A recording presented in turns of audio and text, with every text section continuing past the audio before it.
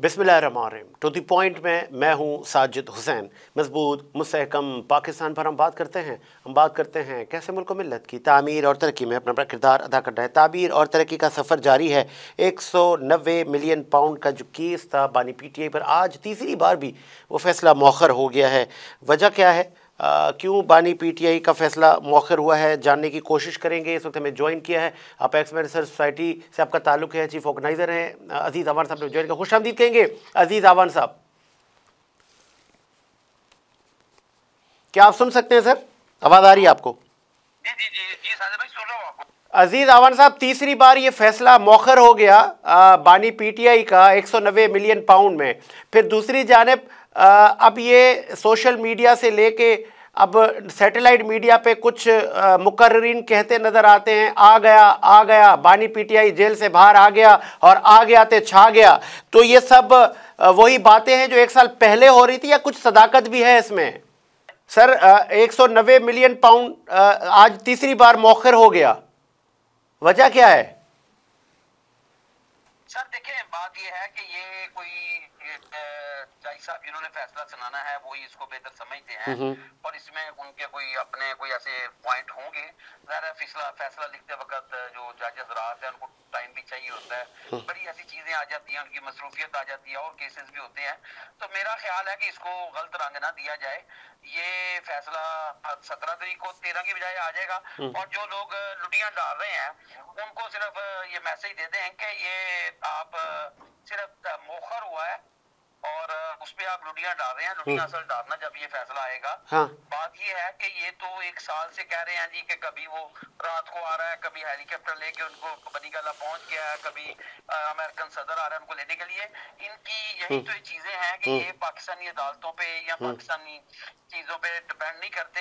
इनको को गैबना ताकत चाहिए, कोई किसी यूती एजेंट की या किसी ऐसे वो जो दुश्मन मुल्क की, कि जो आके गलत से गलत काम करके भी इमरान खान की रिहाई को यकीनी मुमकिन बना दे। पाकिस्तान में ऐसा नहीं होगा। पाकिस्तान में अदारे मजबूत हैं, अदालतें मजबूत हैं, अल्हम्दुलिल्लाह हर चीज अपने सिस्टम के तहत काम कर रही है। ये एक तासुर है अवान साहब, 90 मिलियन पाउंड में बचना जो है वो तो है ही नामुमकिन है ना। एक मेरा सवाल है, सॉरी फॉर इंटरप्ट, एक तासुर जो दिया जा रहा है कि खान बाहर आ गया, जिस तरह आपने जिक्र किया, लुटियां डाली जा रही हैं, मुज़ाकरात जारी हैं, हुकूमत की टांगें कांप रही हैं, सब थरथरा रहे हैं, खान बाहर आएगा, इनकलाब आ जाएगा। तो ये खान कौन ये ख्वाब दिखा रहा है खान के बाहर आने के? ये खुद ही देख रहे हैं, कोई भी नहीं इनको दिखा रहा, ये खुद देख रहे हैं। देखिए अदारे काम कर रहे हैं, हुकूमत काम कर रही है, हुकूमत सही सिमत की तरफ जा रही है। मुल्क के अंदर एक दोबारा से जो इन्होंने बेड़ा गर्क किया था उसको, उस गंद को साफ करके मौजूदा हुकूमत जो है वो तरक्की की राह की तरफ चल पड़ी है।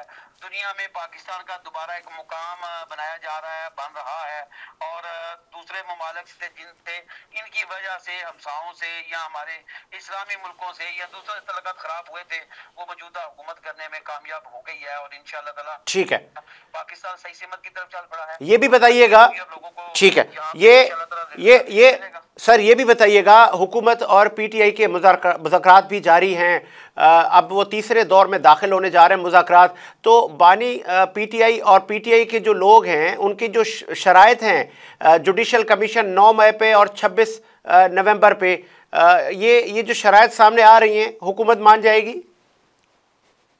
ये मुज़ाकरात ही नहीं हो रहे, ये गलत प्रोपेगेंडा किया जा रहा है। ये मुज़ाकरात सियासी जमातों के सियासी जमातों से होते रहते हैं।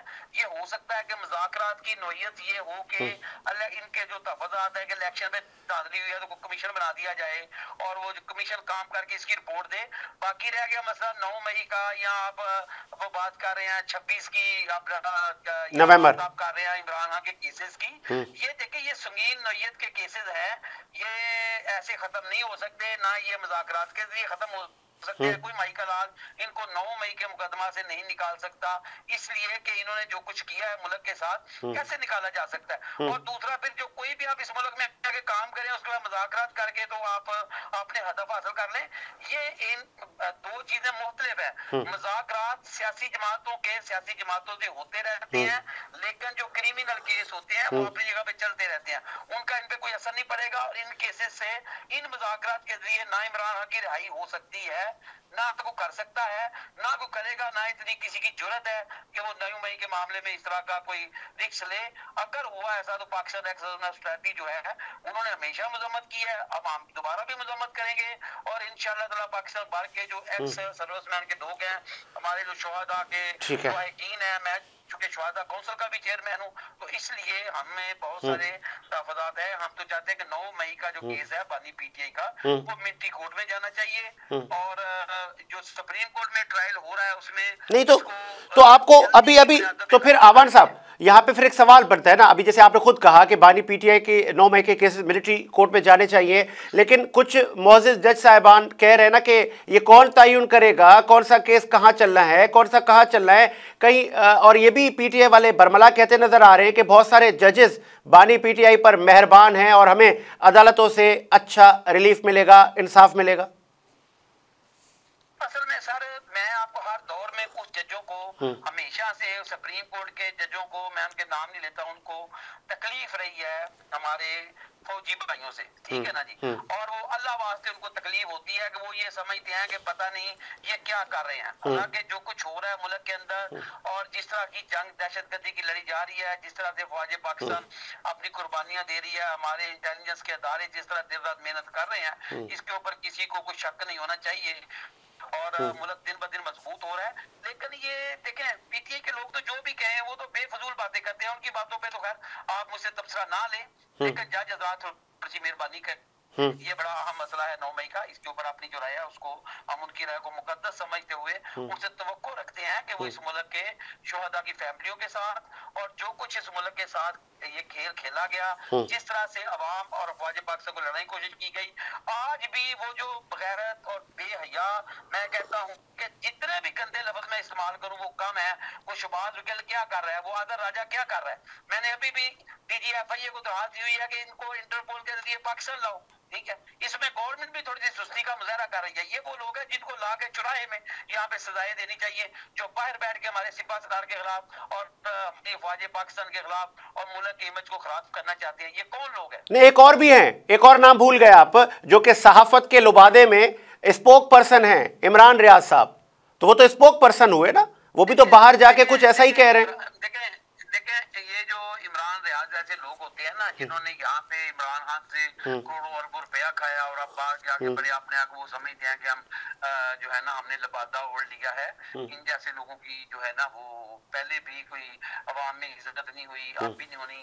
जो लोग चंद गाड़ियों कोटियों के खातर अपने आप को बेच दे, अपने कलम को बेच दे, उसका ना जमीर हो ना उसका कोई विजन हो, उनको आप क्या कहेंगे, ठीक है ना जी। इमरान रियाज साहब का जो माजी है वो भी आपके सामने है, आगे भी और भी इमरान रियाज जैसे कई लोग बैठे हुए हैं, बकवास करते रहे, कोई नहीं फर्क पड़ता। इंशाल्लाह मुल्क तरक्की भी करेगा, अफवाज पाकिस्तान अपने काम पे लगी हुई है, काम भी करेगी और दुश्मन को शिकस्त होगी और इंशाल्लाह ताला मुल्क तरक्की करेगा। एक आखिरी मेरा आपसे सवाल है, एक आखिरी, आप चूंकि आपका एक्सपेंस सर्विस सोसाइटी से आपका ताल्लुक है और पूरे मुल्क में 40 लाख से ज़्यादा आपके लोग हैं और ओवरऑल पाकिस्तान में आप पे भी बड़ी जिम्मेदारी है, मुझे ये बताइएगा, पॉलिटिकल अनस्टेबिलिटी में माजी बड़ा नुकसान हमने देखा है, हुकूमत चाह रही है कि मईशत बेहतर हो, मामलात बेहतर चल सके।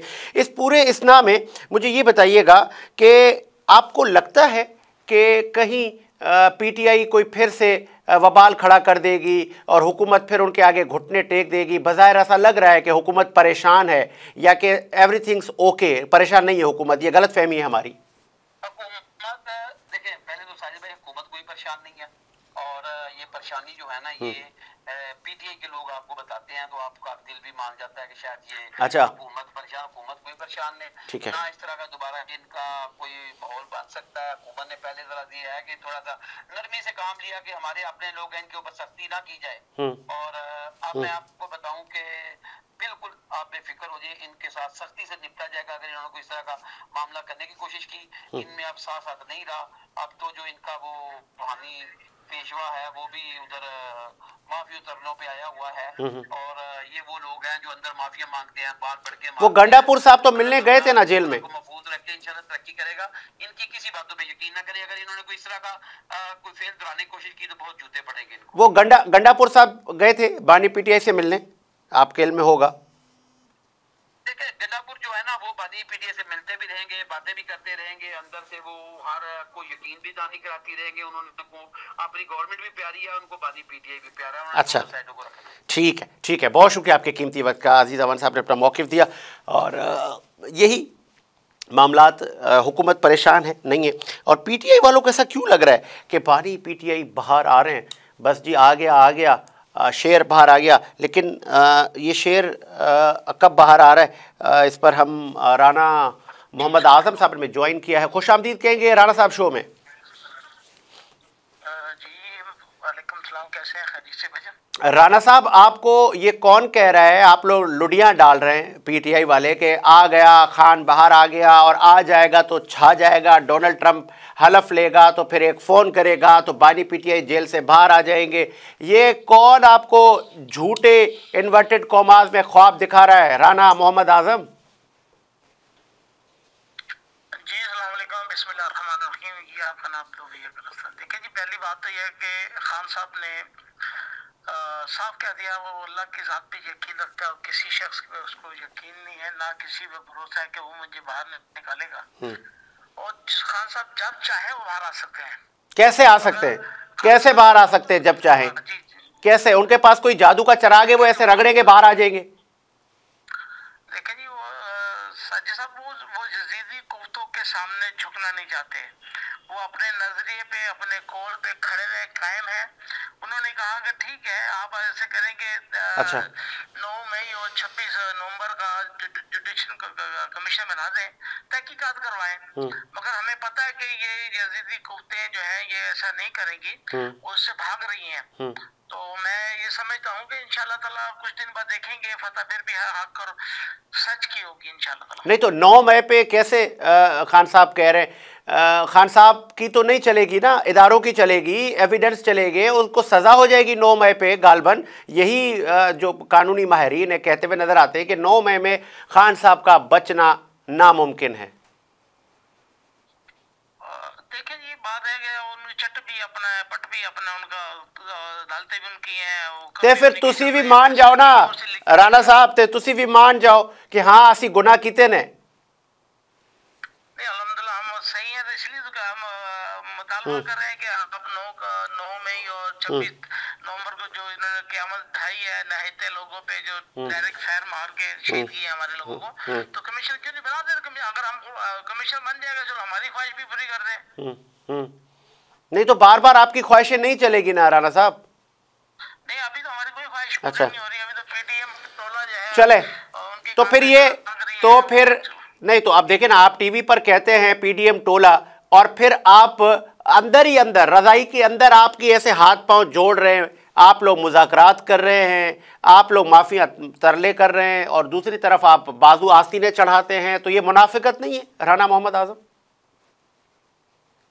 नहीं साजिद भाई, ये मुनाफिकत नहीं है। हम ना तो किसी से हाथ जोड़ रहे हैं, हाथ जोड़ने वाले हाथ जोड़ रहे हैं, कांपे टांगने वालों की कांप रही हैं। इंशाल्लाह ताला हमने वही मैंने कहा ना, अगर खान साहब चाहते तो बहुत पहले वो बाहर आ जाते हैं, मगर वो अपने मौके पे डटे हुए हैं, वो डर से मस नहीं हो रहे। और जिन लोगों की ख्वाहिशात पे, जिन लोगों की ये अमरीत के फैसले हैं, उनके खिलाफ जो है खान साहब डटे हुए हैं। उन्होंने कहा कि अब घबराना नहीं, तो वो अपने कारकुनों के साथ, अपने पाकिस्तानी कौम के साथ, जो जिनको उसने शौर दे दिया, ठीक है। ये जो आप राना सॉरी फॉर इंटरप्ट, ये जो आप कह रहे हैं खान साहब डटे हुए हैं, अगर हम इसको ऐसे कहें कि लेट गया है इमरान खान, वो कह रहा है कि डोनाल्ड ट्रंप आ जाओ मुझे छुड़वा लो, और उसी डोनाल्ड ट्रंप और अमेरिका को आप कहते थे एब्सोल्युटली नॉट। और मैं आपको अभी से बता रहा हूं हु इज डोनाल्ड ट्रंप, क्यों करेगा वो हमारे मुल्क में मुदाखलत। आप लोग कहते थे, बानी पीटीआई कहता था कि कोई मुदाखलत हमारे मुल्क में नहीं कर सकता, कल आप लोग ही साइफर लहराते थे, आज आप खुद कह रहे हैं आए जी डोनाल्ड ट्रंप साहब हमें बचाएं। तो ये कैसी सियासत आप लोग कर रहे हैं? आपको नौजवान अब आपका गिरबान ना पकड़ ले कि आप लोग क्या चाह रहे हैं। नहीं साजिद भाई, पहली बात तो ये है कि अल्हम्दुलिल्लाह हमारा जो पाकिस्तानी अवाम है, नौजवानों पढ़ा लिखा बाहर शौर है। और दूसरी बात है कि अभी 4 दिन पहले ही हमारे एक वफद ने मुलाकात की थी, तो खान साहब ने सूरह यूसुफ पढ़ेगी और उसका तर्जमा बताया कि वो कहते हैं मुझे सिर्फ अल्लाह की ज़ात पे बिलीफ है, मैं किसी शख्स पे या किसी डोनाल्ड ट्रंप पे मुझे कोई बिलीफ नहीं। मैं अल्लाह जब चाहेगा मुझे बाइज़्ज़त सल्लल्लाहु करेगा। नहीं तो आपके लोग तो बरबला कहते नजर आते हैं, आ गया जी आ गया, डोनाल्ड ट्रंप का हलफ आएगा और उसके बाद कभी रिचर्ड ग्रेनल मुदाखलत कर रहा है, फिर डोनाल्ड ट्रंप आएगा और हुक्मनामा जारी करेगा। हमारी गवर्नमेंट खुद मुख्तार है, पाकिस्तान खुद मुख्तार मुल्क है, हम डोनाल्ड ट्रंप को कहेंगे एब्सोल्युटली नॉट, ये नहीं हो सकता। खान साहब ने जो गुनाह किया है उसको सजा मिलेगी। जो वो तो आपको ही पता है, मुझे भी पता है, इस 25 करोड़ आवाम को ही पता है कि खुद मुख्तार कितनी है ये कौम। अभी से उन्होंने अपने ट्विटर किए थे डोनाल्ड ट्रंप के खिलाफ, उन्होंने डिलीट करने शुरू कर दिए, हटाने शुरू कर दिए। इतनी तो इनकी जरूरत है, इतनी तो इनकी हैसियत है। पर अल्लाह बेहतर करेगा इंशाल्लाह। कहता है ना, ये घोड़ा है, ये मैदान है, वक्त बताएगा कौन सच्चा है कौन झूठा है। अच्छा ये भी बताइएगा लास्ट में, अब ये अगर मुज़ाकरात पे जिस तरह आप लोगों की डिमांड है, जुडिशल कमीशन जो आप लोगों की मुज़ाकराती टीम गालबन लग नहीं रहा कि वो पूरा नहीं होंगे, आपकी शराइत पूरे नहीं होंगे, उसके बाद आप क्या करेंगे? हमारा तो शेर, हमारा कायद, हमारा चेयरमैन डटा हुआ है, जेल में बैठा। उसने तो नहीं कहा मुझे जेल से निकाले। यहाँ से लोग 15 दिन जेल में नहीं गुजरते और डील बना के एनआरओ लेके भाग जाते हैं। ये पहला कैदी है जिससे हुकूमत एनआरओ मांग रही है। कौन कह रहा है आपको ये कौन कह रहा है हुकूमत एनआरओ मांग रही है? एनआरओ मांग रही है। वो कह रही है खुदा का वास्ता आप ये नहीं करना। नहीं तो राना साहब, अगर हम इसको ऐसे कहें, राना मोहम्मद आदम, दिल को बहलाने के लिए गालिब ये ख्याल अच्छा है, खान साहब वहाँ जेल में कैद हैं, उन पर जो अदालतों में कार्रवाइयाँ चल रही हैं, हुकूमत क्यों उनसे एनआरओ मांगेगी? नहीं मांग रही है ना, जा रहे हैं साजिद साहब। ये आपको अंदर की रातों को जो जेल के दरवाजे खुलते हैं, सुबह छुट्टी वाले जेलों के दरवाजे खुलते हैं, ये एनआरओ लेने की जो ना ये कड़ी है, ये समझे, ये वो उसी की कड़ी है कि जाओ जी खुदा का वास्ता उसको समझाए मनाए, उसको वैसे नहीं करे वैसे नहीं करे। बात यह बहुत चीजें हैं। और मजे की बात यह है कि पाकिस्तानी कौम बाशऊर है, पढ़ी लिखी है और समझ चुकी है कौन सच्चा है कौन झूठा है। इंशाल्लाह आने वाला वक्त बताएगा कि खान साहब अपने जो खड़ा हुआ है वो सही खड़ा हुआ है, इस कौम की खातिर खड़ा हुआ है। अगर पीडीएम टोले जैसे नवाज शरीफ की ले लें या दूसरे लीडरों ने जो एनओ लेके मुल्क से बाहर चले गए थे, ये चाहता ये भी जा सकता। वो कहता मेरा मुल्क से बाहर कुछ है ही नहीं, मेरा मुल्क पाकिस्तान है, मैं पाकिस्तानी हूँ, मैं क्यों बाहर जाऊँ। हाँ तो फिर सही है ना, आपने, हाँ तो फिर ठीक है ना, आपका मुल्क पाकिस्तान है, आपने इसकी पीठ पर छुरा घोंपा, आपने 9 मई जैसे वाकयात करवाए, तो अब आप अपने मुल्क में ही सज़ा के लिए भी तैयार हो, फिर सज़ा भी लें। आप बोले सज़ा मुझे तस्लीम है, अगर मुझे अदालतें सज़ा देती है तो मैं आमीन करूँगा। तो फिर आप यहाँ पे आके क्यों मुकर जाते हैं? अगर आपने कोई गुनाह किया है तो उस पर कोई बड़ी बात नहीं, हो जाता है, इंसान है, गलती हो जाती है, तो आप तस्लीम करें।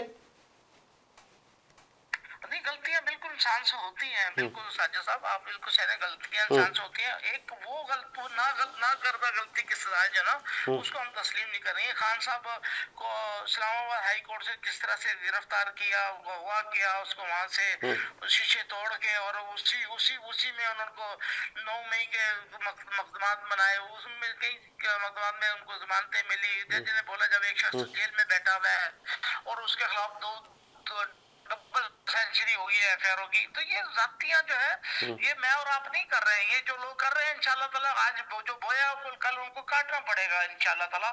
वक्त पलटा मारने में देर नहीं लगती। ठीक है, मुझे आखिर में ये बताइएगा, वो एक एहतजाज की पॉलिटिक्स आप लोग किया करते थे, हर बात पे धरने निकाला करते थे, आप कहते थे मैं आ रहा हूँ तो मैं जेल तोड़ के खान साहब आपको बाहर ले आऊँगा। लगता है आप लोगों का सॉफ्टवेयर अपडेट हो गया है कि आप लोग अब धरने की कॉल देना मुनासिब नहीं समझ रहे, आपके पास लोग नहीं है, पीपल पावर नहीं है, अब आप लोग भी चाह रहे हैं कि मुज़ाकरात हो जाएं, ऐसा ही है? ऐसी बात नहीं है। खान साहब ने हमेशा हमें जो है अमन की और कानून के दायरे में रहने की उन्होंने ना दर्श दिया है। ये तो झूठ है जो आप बोल रहे हैं, ये आप झूठ बोल रहे हैं, ये झूठ बोल रहे हैं आप। नहीं और जहाँ तक आपने कहा कि इनके पास अवाम नहीं है, वो आपने 26 नवंबर को देख लिया था। हाँ तो मैं वही कह रहा था कि आप जहाँ कह रहे हैं अमन की बात की है, तो फिर आप 26 नवंबर को हुकूमत हाथ जोड़ रही थी, भाई मत आए सर मत आए, नहीं आपने कहा था हम आएंगे, भले लाशें गिरती है गिरे, तो आप लोगों ने खान की बात तो ना मानी। नहीं खान साहब देखें, खान साहब ने की कॉल थी फाइनल कॉल, हम उसकी फाइनल कॉल पे ठीक है, वो फाइनल कॉल का चूचू मुरब्बा हो गया, खत्म। नहीं मेरा फाइनल कॉल में तो इनका खाना खराब हो गया।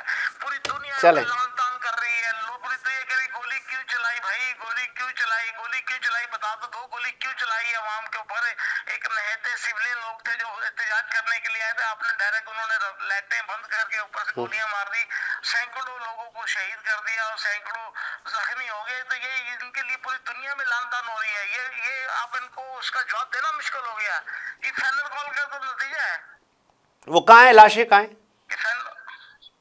लाशें तो इन्होंने छुपा दी आपने। अच्छा नहीं तो सर बात यह है राणा साहब, आप कह रहे हैं हमारे लोग भी शहीद हुए, सर जी लोग भी आपके शहीद हुए, आप कह रहे लाशें भी छुपा दी, तो फिर आप लोग कहाँ भाग गए? इसका मतलब सारे छोड़ के मैदान?